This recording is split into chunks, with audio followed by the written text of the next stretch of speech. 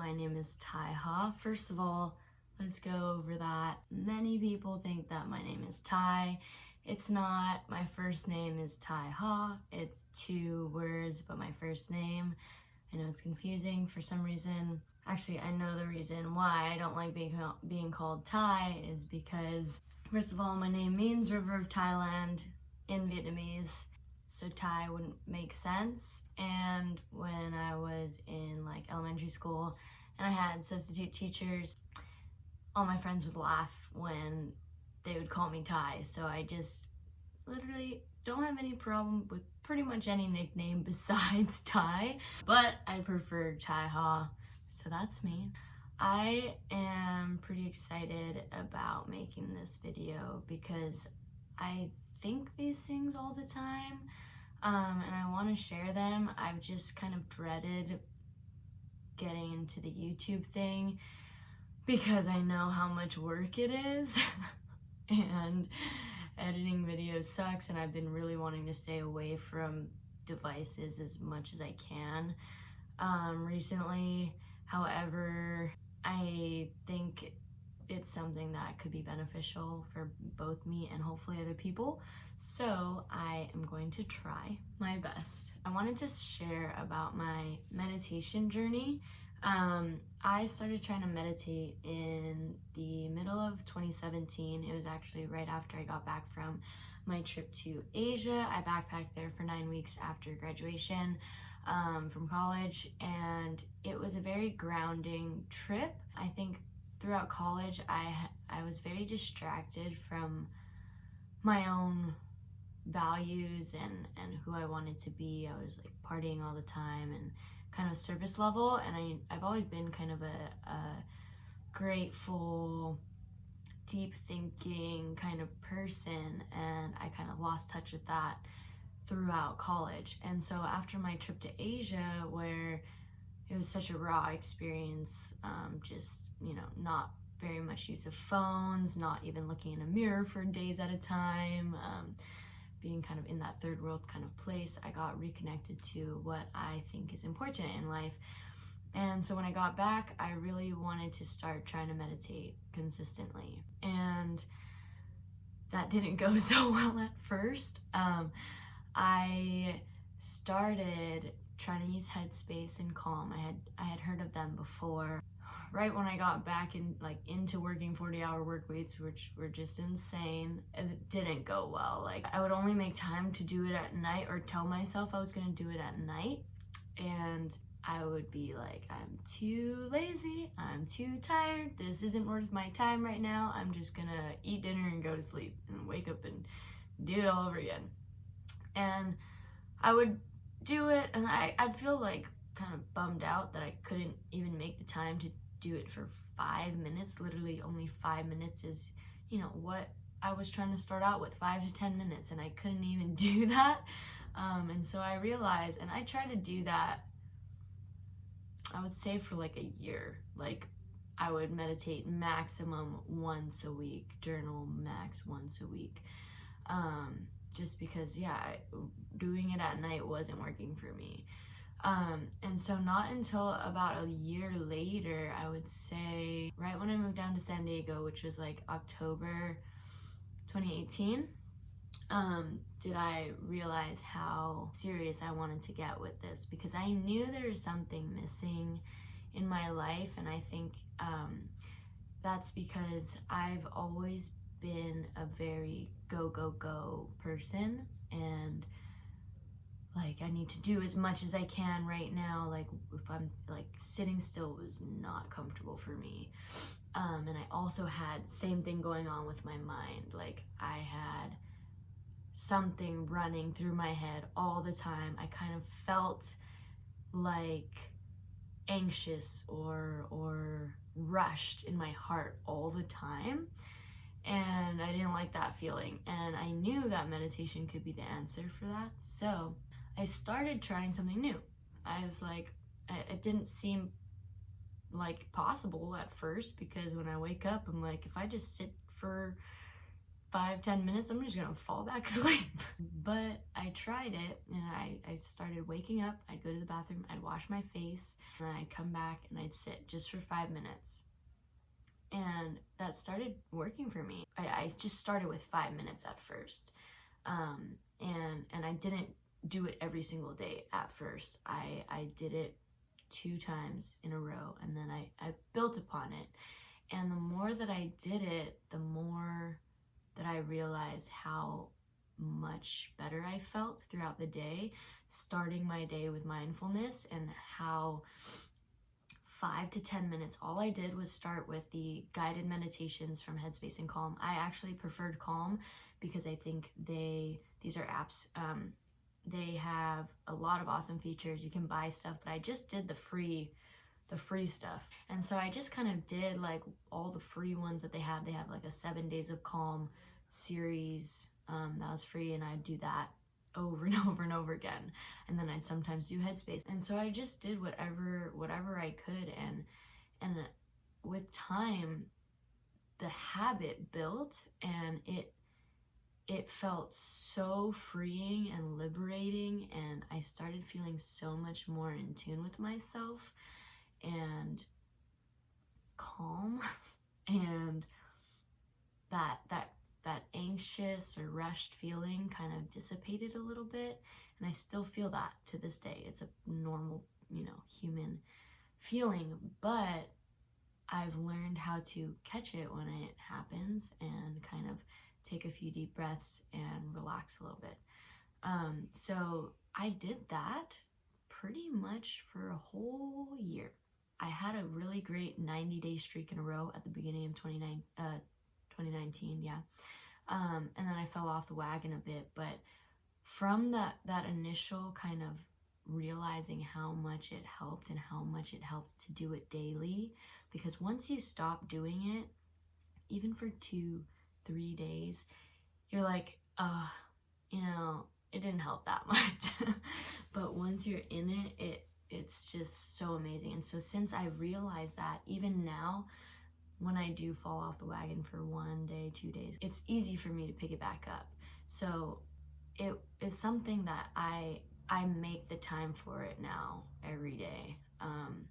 And I'm gonna keep doing that forever, I hope. And I did that for a year, and I was kind of just doing those meditations where you focus on your breath, try to, I still think 90%, 95% of the time that I'm sitting here, even though I'm thinking 90% of the time, the main thing about meditation is bringing yourself back. Whenever you can catch yourself lost in your thought, you're bringing yourself back, realizing that your thoughts are running in your head. It's this program that's just been running in your head your whole life. Your thoughts aren't you, and they're just kind of automatic.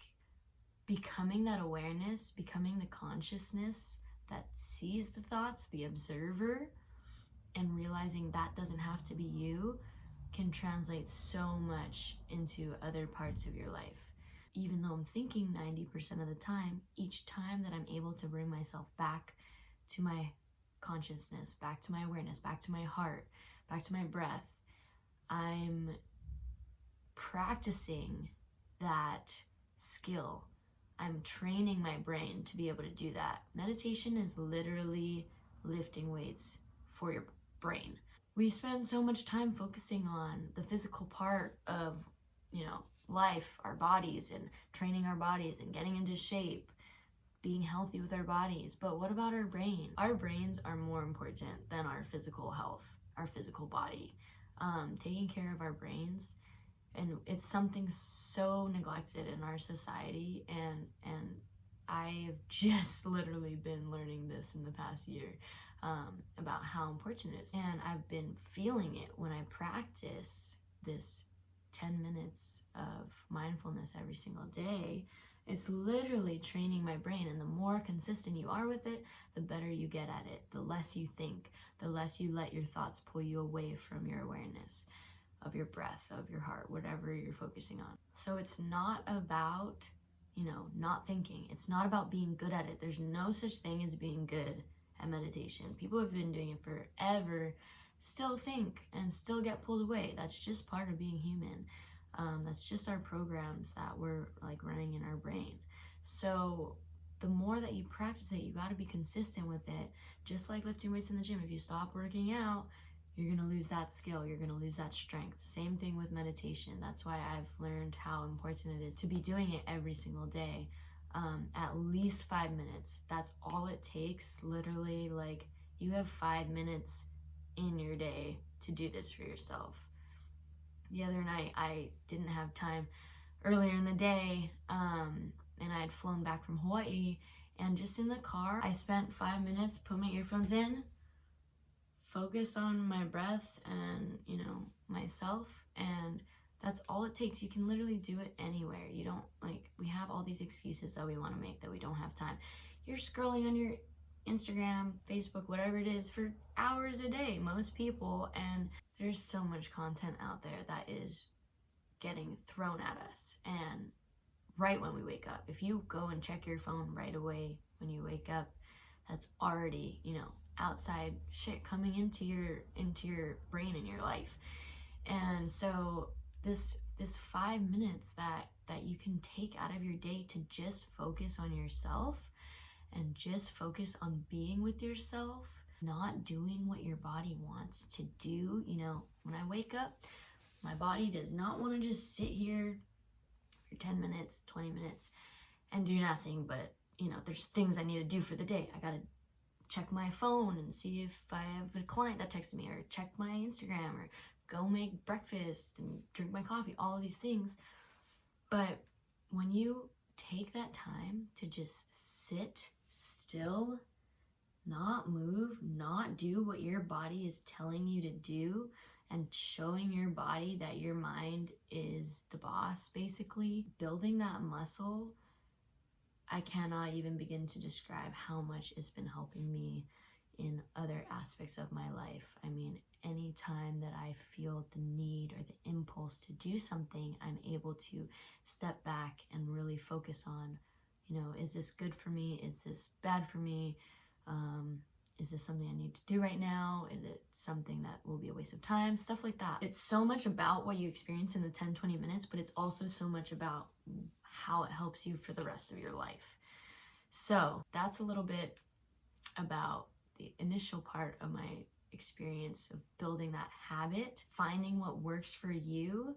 What works for me is waking up, sitting for 5, 10, 20 minutes, and then journaling right afterwards. Journaling is another big thing that I'd like to talk about at some point, but kind of setting intentions for the day and everything, starting my day off like that just sets me up for such a better day, because I'm grounded in who I am. I'm in tune with myself. I've focused on myself before. I do this before checking my phone, before doing anything. It's been such an amazing experience, because every day I'm just so much more present already, rather than waking up, rushing, snoozing my alarm a bunch of times, rushing to work.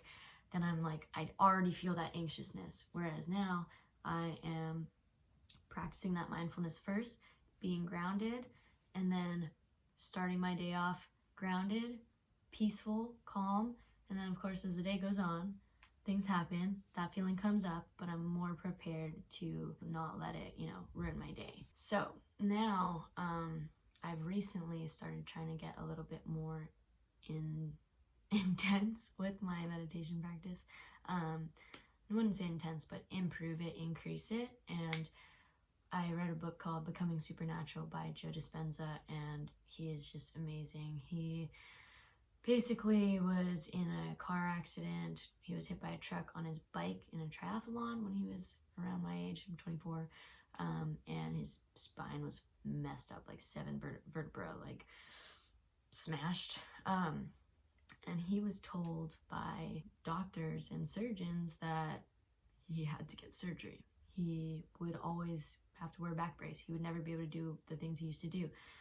He'd have to have rods put in his back, all this stuff. And he was like, fuck that. I don't want surgery. And he basically meditated on healing himself and was back to being a chiropractor in 10 weeks. So that's a pretty insane story. It sounds miraculous, but he's helped a lot of people do these kinds of things. So I read his book, and it was very, very eye-opening and life-changing, and it teaches you about how in control of our lives and our experiences we are, and how you can create experiences for yourself. So for example, when something happens, you are super grateful because it was great, whatever happened, right? It's possible to feel that gratitude beforehand, right? So your body doesn't know the difference between when something happens and then you feel grateful for it, or if you felt that feeling before the thing happens, right? So our bodies feel that emotion the same way. So if we can train ourselves to feel that emotion before the experience happens, we can basically create this energy of field that allows the universe to kind of bring you these experiences. So for example, I've been dealing with some back pain. I've been doing his meditations. They are long. They are 45 minutes to 50-ish minutes. And I never, ever thought that I would be able to do those meditations because they're so long. But I just realized, if I want this for myself, I can do it. So when I was home in Hawaii, every morning, just did that same thing. Went to the bathroom, washed my face, sat down, ready to create what I want for my life. And basically, I'm imagining all the things I can be doing when I feel confident and strong in my body and the pain is no longer there, and I feel super excited and confident and able to do all these things, and how grateful I am that I'm able to do these things, and how strong I feel, and happy and fulfilled that I'm able to do all of the things that I love. And that leaves me at the end of the meditation feeling so happy and grateful. And I know even through feeling this type of pain, like on the other side of it, I'm going to feel grateful. So why not feel that now? And it's really, really helping me, because a lot of our physical pain is because of our minds. And so learning how to practice feeling those emotions even before I feel like I get to the other side, that I have that experience again, it leaves me feeling so much happier, and no longer like I barely ever allow myself to feel, oh, I can't believe like I'm going through this back pain right now, like I wish I could just be doing this stuff. And of course I feel that stuff, but right when I feel that, and this is what I've learned through meditation, I think, right when I think that thought, I catch it. I'm like, whoa, like you're learning so much through this.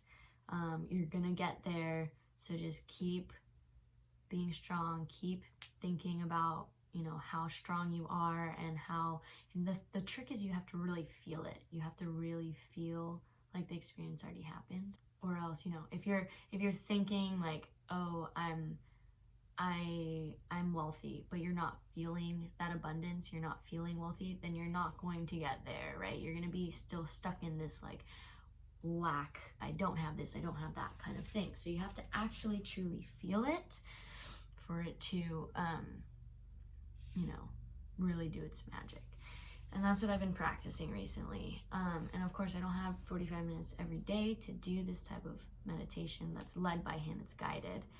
But on the days that I work, I'll sit and I'll do my own kind of guided meditation like that, where I just listen to kind of calming nature music on Calm, and I will take myself through all of these things, all of these elevated emotions that I want to be feeling, such as I am abundance, I am worthy, I am strong, I'm confident, all these things. And then I pair that with the experience that I want to create for myself. After that, I literally feel so amazing. Like I'm creating my life, I'm choosing my life. Our life is a choice. Our happiness is a choice. And a lot of the times we choose to suffer. And I think that's really sad because we only have a certain amount of time on this earth. And why do we want to waste a single moment of it not super happy, excited, in love with life? So this kind of more intentional meditation that I've recently been doing, I feel a lot more excited and those emotions than just kind of the focusing on my breath version. But I think that is a really important part of meditation too. I'll still do those sometimes, and I've been trying other meditations too, other longer ones from different people. It's really just about what works for you and what you enjoy and what makes you feel the best. So there are amazing benefits, and I don't even know if I could count all of them or remember all of them that I've learned through the years, but I'm going to try to explain how it can help you. First of all, I talked about sitting still and resisting urges to go do things. We're on autopilot all the time, wanting to do this, wanting to do that, wanting to do this. And learning how to control that and prevent those urges and show your body who's boss with your mind can be extremely beneficial for your life. Another thing is that when you sit and do absolutely nothing but focus on what's going on in your brain, shit comes up, man. Like literally, you'll start thinking about stuff that you're like, how did that just come up in my brain? Like I haven't thought about that in a year. It's crazy. And then you start becoming the awareness of your thoughts, and of course, like we get pulled into thought all the time. I'll be doing dishes and realize, whoa, I just went down a rabbit hole of like, how did my brain just get to where it was when I was doing my dishes? And so when you're just doing nothing, you kind of have the ability to become that awareness easier, I believe, and then you can realize, oh, whoa, I just went down this rabbit hole. Let me bring myself back. And you start realizing what truly, like who you truly are, what truly makes you upset. You know, that thought came up, whoa, that really bothered me. Or what truly sets you on fire, what inspires you, all this stuff. Like doing things that are meditative is different than meditating, I think, in my opinion. Like for me, surfing, when I'm out there, literally nothing but the waves, like you can't have music in your ears, nothing. Like it's very meditative, but I'm still doing stuff, right? Yoga, I don't know, going for a run, all that stuff is really amazing for you and your body. But sitting there and doing absolutely nothing, where you have to be focused on what's going on in your head, is a different story. That is where you're gonna really find some stuff out. And I've been finding that out for myself with these longer meditations. And I'm literally like having visions of myself doing things I didn't even know I was capable of and shit like that. So I would challenge you to just try it. And you have no idea, you know, how much it could help you if you don't try. This is another thing that's really that I've really found has helped me. Spending that 5-10 minutes when you're getting started to focus on yourself and do that self-care for yourself makes you feel so good. Like there are so many things, you know, just like working out, you feel so good when you do that 30-minute to an hour long workout, right? Because you know that was good for your body. When you take the time to work on your mind every day for 7 days, literally just start with that. Don't make like huge goals for yourself where you're like, I'm gonna do 30 days 20 minutes every day. Like you're not, like, come on, are you gonna be able to accomplish that if you've never done it? Probably not. So set a small goal for yourself. 7 days, 5 to 10 minutes every single day, no matter what. You can do anything for 7 days for 5 to 10 minutes, literally. It's not that much time, and 7 days is not that long. once you do that, reevaluate at the end. How did you feel? What felt good? And was it really hard? You know, just set that attainable goal for yourself. And once you do that and dedicate that time to getting in tune with your mind and your body and, you know, who you are, it feels so good. It's the biggest act of self-care, in my opinion, more than any workout, because it's just something that we've all neglected for, I think, so long. Unless you meditated since you were little, like, I have been super active in my body my whole life, and my body feels good, but my mind was not in a right place, and then that doesn't allow my body to be in a good place either. So it's so important to get your mind right, and this is what's helped me more than anything else in the past 2 years. 5 to 10 minutes is all that I did up until basically 3 months ago. And so the amount that I've found that just that little amount of time throughout 24 hours of the day, 5 to 10 minutes is literally all you need. The amount that helped me, I really hope that you guys try it out just for seven days, 5 to 10 minutes. Use the guided stuff on Calm or Headspace or whatever you can find, because having that voice help you bring you back to your breath is really helpful. And if you just sit there by yourself, it's like you're just gonna be thinking the whole time. I hope that helped you guys in some way. Thank you for watching this if you made it all the way through. I appreciate you, and let me know if you guys find this beneficial, because I have a lot of things that I'd like to share. And yeah, so thank you again for watching. First YouTube video. I did it. All right, bye.